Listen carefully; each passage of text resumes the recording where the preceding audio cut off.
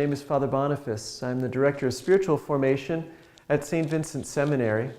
And thanks to the Institute for Ministry Formation, we're able to offer you a series of video reflections to give you the opportunity to do a little Lectio Divina with us.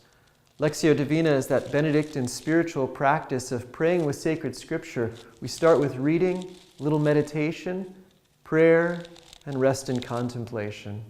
And our readings for the second Sunday of Lent provide us some beautiful opportunities to tie the Gospels together, or the Scriptures together, with our lives. That's really the point of Lectio Divina. We want to tie the Scriptures together with our lives. So our reading is to look at the book of Genesis and look at the Gospel of Luke as we behold the transfigured Christ and as we share our journey with Abram. We also have a wonderful reflection from Father Edward Mazich, our rector at St. Vincent Seminary. So he's tied these readings together also with the journey of St. Patrick, the saint whose feast is normally celebrated on March 17th, the date when the second Sunday of Lent occurs this year. Father Edward draws our attention to Abram in his own journey of faith. He had struggles. His life was difficult. God called him to a distant land. He was out of his comfort zone. He really wanted children. He and his wife struggled with barrenness. They had their own pains to deal with. But what carried him through was his faith in God. And ultimately it was by placing his faith in God that he could hear the voice of God who said, look up to the stars. As many as there are stars in the sky, so will your descendants be. Abram's faith helped him look up to the stars and place his hope in God. And then Father Edward draws our attention to the transfiguration. The transfiguration of Jesus helps us not just to be weighed down by our troubles, and it relieves us of the temptation of thinking that our struggles and problems just go away if you have faith. It's a common misconception in the Christian journey that somehow if you say a certain prayer, you do a certain thing, then everything will wash away. The so-called health and wealth gospel. If you believe, then you'll be healthy, wealthy, and wise. Well, you will be wise, but maybe not always healthy and wealthy. We may end up very much like Jesus, who predicted to his apostles his destiny in this life was the way of the cross, to suffer worse than any of us have ever suffered, and ultimately to die.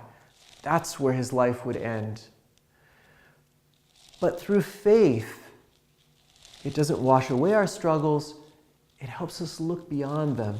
It helps us to see that even the cross, even death is not the end. Whatever we're going through right now, whatever struggles we face right now, whatever things weigh down our hearts right now, it's not the end. Jesus invites us, as he invited the apostles, to look on his transfigured face, to get a little glimpse of the glory, to get a little glimpse of the resurrection, which we need so desperately when everything around us can be so dark. The gospel tells us that as he prayed, his face was changed. Let us then take that third step of Lectio Divina at this point, moving from Lectio, from reading and meditation, to that third step, which is prayer. As he prayed, his face was changed.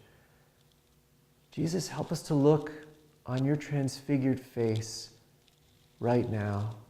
Reveal to us your transfigured face. Give us a little glimpse of the glory that you are in after your cross, the glory that awaits us and that you direct us to. Help us to lift our eyes to the heavens like Abram and to behold the stars, to set our hearts on the stars, to set our hearts on the glory, your face, which is even more radiant than the stars.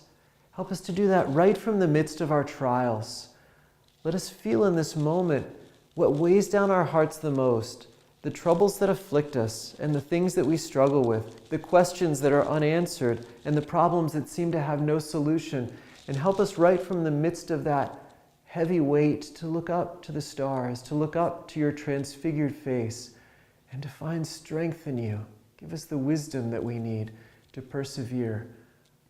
Let our faith help us look beyond our trials and to see you.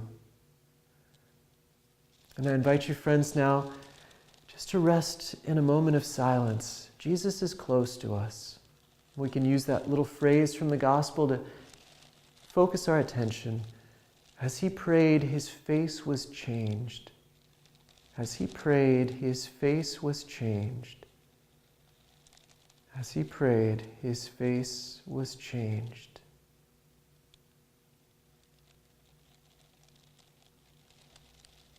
And I invite you to stay right there before his transfigured face. And I hope that you'll keep journeying with us throughout this Lenten season. For each of the Sundays of Lent, we'll have a little time of Lectio Divina together.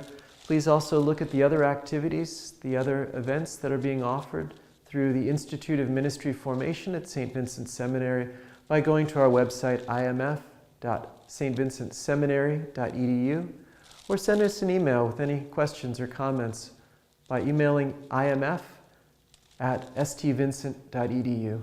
Thank you for taking this time with me. Let us continue to walk together and pray for each other.